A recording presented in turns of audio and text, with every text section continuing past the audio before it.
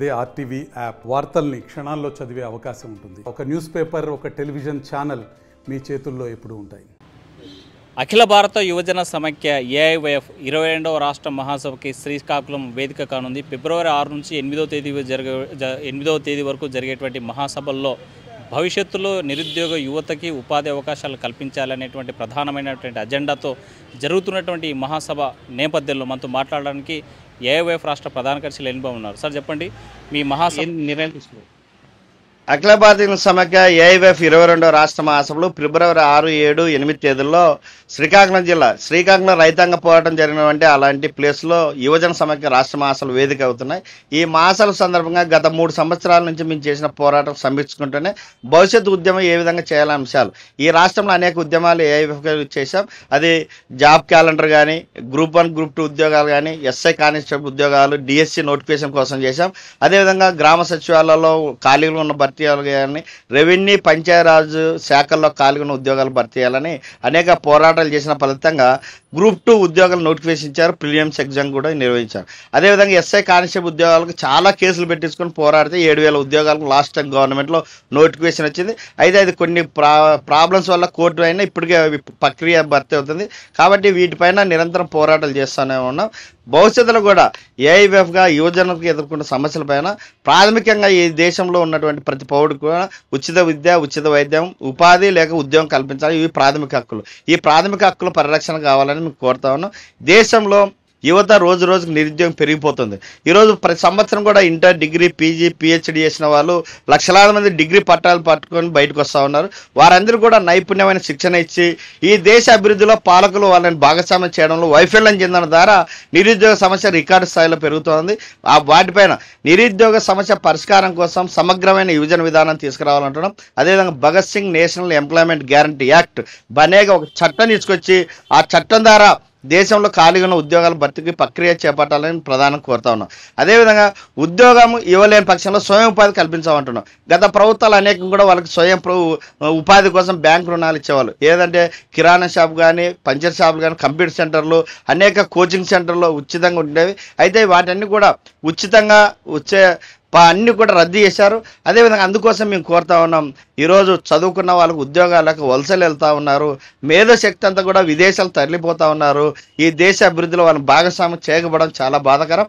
అందుకోసమే ఏఐవైఎఫ్ రాష్ట్ర మహాసభ సందర్భంగా ఈ ఆంధ్రప్రదేశ్లో గత 3-4 సంవత్సరాల నుంచి చేసిన పోరాటం సమీక్షించుకుంటూ మరోవైపున మళ్ళీ 3 సంవత్సరాల పాటు ఈ రాష్ట్రంలో నిరుద్యోగులు ఏ సమస్య ఎదుర్కొంటున్నారు, నిరుద్యోగ సమస్యతో పాటు అనేక అంశాలపైన ప్రజలు ఎదుర్కొన్న సమస్యలు, రైతు పండించిన పంటలు గిట్టుబాటు ధర కానీ, అదేవిధంగా కార్మికులకు కనీస వేతనాలు కానీ, అదేవిధంగా ఈ మహిళలపై జరుగుతున్న దాడులకు వ్యతిరేకంగా కానీ ఈ రాష్ట్ర సమగ్రాభివృద్ధి కావాలంటే ఏమేం కావాలి? పెండింగ్ ప్రాజెక్టు పూర్తి కావాలి, సాగునీటి ప్రాజెక్టులు కావాలి, విద్యారంగం అభివృద్ధి కావాలి, వైద్య రంగం అభివృద్ధి కావాలి, అదేవిధంగా నూతన పరిశ్రమలు రావాలి. ఈ అంశాలపైన చర్చించి భవిష్యత్ ఉద్యమ కార్యాచరణ రూపొందిస్తాం. మరీ ముఖ్యంగా ఈ మహాసభలకు ముఖ్య ఏమవుతుందంటే దేశంలో కార్పొరేట్ వ్యక్తుల సంపద పునఃపంపిణీ చేయాలని కోరుతా ఉన్నాం. ఈరోజు ప్రభుత్వంతో రాయితీలతో ఈరోజు కోట్లాది రూపాయలు సంపాదించారు. వాళ్ళందరూ కూడా కోట్లకు పడిగెత్తుతున్నారు. కానీ దేశంలో చాలామంది ఒక పూట తింటూ మరొక పూట పస్తులు ఉండాల్సిన పరిస్థితి వస్తుంది. కాబట్టి కార్పొరేట్ పునఃపంపిణీ చేయాలి సంపదని. రెండోది, విదేశాల్లో దాగి ఉన్న నల్లధనం పైన ఒక క్లారిటీ రావండి. ఇస్తారా తెస్తారా లేదు పక్కన పెట్టండి. అదేవిధంగా నిరుద్యోగ సమస్యను సమూలంగా మార్పేందుకు వారి అందరూ కూడా నైపుణ్యమైన శిక్షణ, ఉపాధి కల్పనకు ప్రత్యేకమైన చర్యలు తీసుకోవాలి. ఈ అంశాలపైన ఉద్యమాలు చేయడంతో పాటు మన రాష్ట్ర రాజధాని నిర్మాణం అంటే మీరు చెప్పండి, గతంలో మనం చూసాం చంద్రబాబు నాయుడు బాబు షూరిటీ భవిష్యత్తు గ్యారంటీ అన్నాడు. అలాంటిది ఇప్పుడు అధికారంలోకి వచ్చాక ఈ రాష్ట్ర ప్రజలకు కానీ యువతకు కానీ అలాంటి షూరిటీ కనిపిస్తుంది? ఎన్నికల ముందు అనేక హామీలు ఇచ్చారు. జగన్మోహన్ రెడ్డి గారు ఉద్యోగాలు ఇవ్వలేని పక్షంలో మేము అధికారం వచ్చిన వెంటనే ఉద్యోగాలు భర్తీ చేస్తా ఉన్నారు. మెగా డిఎస్సి భర్తీ చేసి ఉపాధ్యాయ పోస్టులు భర్తీ చేస్తా ఉన్నారు.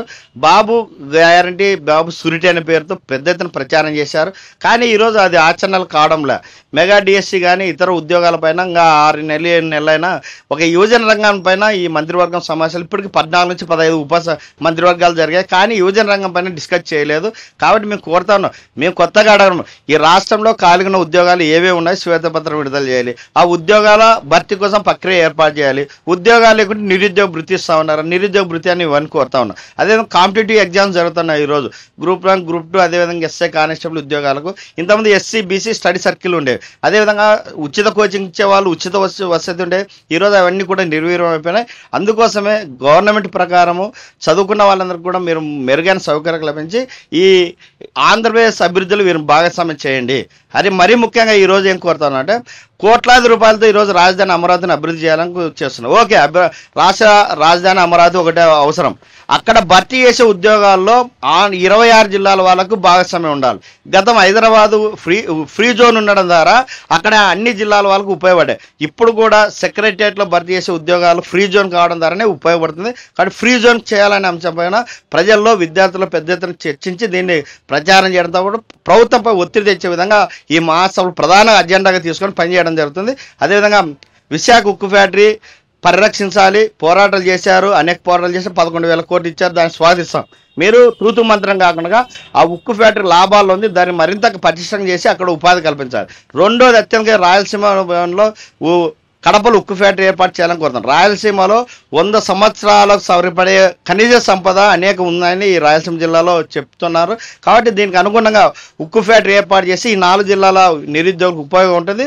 ప్రత్యక్షంగా పరోక్షంగా లక్షలాది మందికి ఉపయోగపడతాయి. కాబట్టి ఉక్కు ఫ్యాక్టరీ కూడా ప్రధాన అజెండాగా చర్చించడం జరుగుతుంది. అంటే మీరు చెప్పండి, నిరుద్యోగ భృతి ఇవ్వాలని చెప్తున్నారు, మరోవైపు సంక్షేమ పథకాలు అమలు చేసేటువంటి పరిస్థితి లేదు. గత ప్రభుత్వం అంటే జగన్మోహన్ రెడ్డి సీఎంగా ఉన్నప్పుడు అప్పుల పాలు చేసిపోయాడు.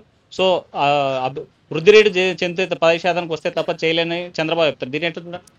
ఇది ఒక సామెత, అధికారం ఉన్నప్పుడు ఒకటి, అధికారం లేనప్పుడు ఒకటి మాట్లాడము, ప్రజలు విశ్వాసం కోల్పోతారు. ఆ సామెత కాకుండా ఖచ్చితంగా మీరు ఎన్నికల హామీలో అమలు చేయాలి. ఈరోజు మీరేం చెప్పారు, దాన్ని కాగ్ నివేదిక సందర్భంగా లోటు బడ్జెట్ ఉంది, మేము సాధ్యం కాదని చెప్పారు. దాంట్లో ఈ రాష్ట్రంలో అనేక మీడియా ప్రజల్లో వ్యతిరేకత వస్తుంటే మళ్ళీ స్పందించారు. మేము ఇచ్చిన హామీలు అమలు చేస్తాం, దానికి వెనుకబాటు కదా. మీరే ఒకవైపు చెప్తున్నారు బడ్జెట్ లేదు, ఎలా అమలు చేయాలో భయం వేస్తుందని చెప్తా ఉన్నారు. ఇది ఎన్నికల రాజకీయం అయిపోయింది. మీరు ఎన్నికల అధికారం ఉన్నారు కాబట్టి మీరు వనరులు సృష్టిస్తూ ఉన్నారు. ఆ వనరులు సృష్టించి ఈ రాష్ట్రంలో ప్రతి అంశాన్ని పరిష్కరిస్తూ ఉన్నారు. కాబట్టి ఆ వనరులు సృష్టించడంతో పాటు ఈ రాష్ట్రంలో ఉద్యోగాల కల్పన కూడా భర్తీ చేయాలి. ఉద్యోగాలు భర్తీ కావడం అనే దారినే వీడు మానవులను ఉపయోగించుకుని అభివృద్ధికి ఉపయోగపడుతుంది. కాబట్టి మీరు ఎన్నికల హామీలను ఖచ్చితంగా అమలు చేయాల్సిందే. సూపర్ 6 అనేవి మీరు పెట్టుకున్నారు కాబట్టి సూపర్ 6లో ఉన్నటువంటి ప్రతి అంశాన్ని అమలు చేయాల్సింది కోరుతా ఉన్నాం. కేంద్ర రాష్ట్ర ప్రభుత్వాలు మీరు ఏం చెప్పదలుచు? ఈ ఏఐవైఎఫ్ 22వ రాష్ట్ర మహాసభల సందర్భంగా పోరాటాల గడ్డ శ్రీకాకుళం, పులులు చంపిన మేకలు ఉన్నటువంటి అక్కడ రైతాంగ పోరాటం, సాయుధ పోరాటం చేసి అప్పుడున్నటువంటి పరిస్థితుల్లో చైతన్యం చేయడం, అలాంటి ఉద్యమ స్ఫూర్తి గడ్డ పైన ఏఐవైఎఫ్ 22వ రాష్ట్ర మహాసభలు నిర్వహిస్తున్నాం. కాబట్టి ఆ గడ్డ, ఆ వేదిక ద్వారా కేంద్రం రాష్ట్ర ప్రభుత్వాలు విద్య, వైద్యం, ఉపాధి రంగాలు పరిరక్షించాలి, చదువుకున్న వాళ్ళకు ఉద్యోగం, ఉపాధి కల్పించాలి. అదేవిధంగా అందరికి కూడా సమగ్ర యువజన విధానం ద్వారా ఉపాధి కల్పించాలని కోరుతా ఉన్నాం. వీటితో పాటు ప్రజా సంక్షేమ అంశాలపైన కూడా చర్చించుకొని ప్రజలను చైతన్యం చేసి ఒక మెరుగైన సమాజం రూపకల్పన ఏఐవైఎఫ్ కోరుతా ఉన్నాం. కాబట్టి ఆ సమాజం ఏర్పాటు కోసం యువతను భాగస్వామ్యం చేస్తూ యువజన సమస్యల పరిష్కార వేదికగా ఈ మహాసభలు జరుగుతున్నాయి. కాబట్టి రాష్ట్రంలో ఉన్న నిరుద్యోగులందరూ కూడా పెద్ద ఎత్తున పాల్గొని 22వ రాష్ట్ర మహాసభలు జయప్రదం చేయాలి. అది కూడా అక్కడి నుంచే పిలుపునిస్తాం. ఉద్యోగాల భర్తీ, రాష్ట్ర అభివృద్ధి కావాలి. కేంద్ర రాష్ట్ర ప్రభుత్వాలు నిర్లక్ష్య వైఖరి విన్నాడాలి. ఆ వైపున ఉద్యమ కార్యాచరణ రూపొందిస్తాం. ప్రత్యక్షంగా పరోక్షంగా ఉద్యమాల్లో పాల్గొని ఈ ఆంధ్రప్రదేశ్ అభివృద్ధిలో భాగస్వామ్యంగా మేము కోరుతాం. ఆ వైపున అందరూ కూడా సిద్ధం కావాల్సిందిగా రాష్ట్రంలో నిరుద్యోగులు పిలుపునిస్తా ఉన్నాం. ఏఐవైఎఫ్ 22వ మహాసభల్లో ఒకటే పిలుపునిస్తున్నాం. నిరుద్యోగ యువతకి ఉద్యోగ ఉపాధి అవకాశాలు కల్పించేందుకు ఒక వేదిక కాబోతుంది. ఆ వేదిక ద్వారానే ఈ కేంద్ర రాష్ట్ర ప్రభుత్వాలకు హెచ్చరిస్తున్నాం. భవిష్యత్తులో నిరుద్యోగులు చేసేటువంటి పోరాటాలకి స్పందించాల్సినటువంటి ఖచ్చితమైనటువంటి వైఖరి తీసుకోవాల్సిందే. నిరుద్యోగులను ఉద్యోగ అవకాశాలు కల్పించేటువంటి బాధ్యత ఈ ప్రభుత్వాల మీద ఉంది అని చెప్పేటువంటి పరిస్థితి. Video journalist Chandrashekar Hussain, RTV Kurnool. మరిన్ని వీడియోస్ కోసం ఛానల్ ని సబ్స్క్రైబ్ చేయండి. లేటెస్ట్ అప్డేట్స్ కోసం వాట్సాప్ ఛానల్ ని ఫాలో చేయండి. అండ్ లింక్ డిస్క్రిప్షన్ లో ఉంది.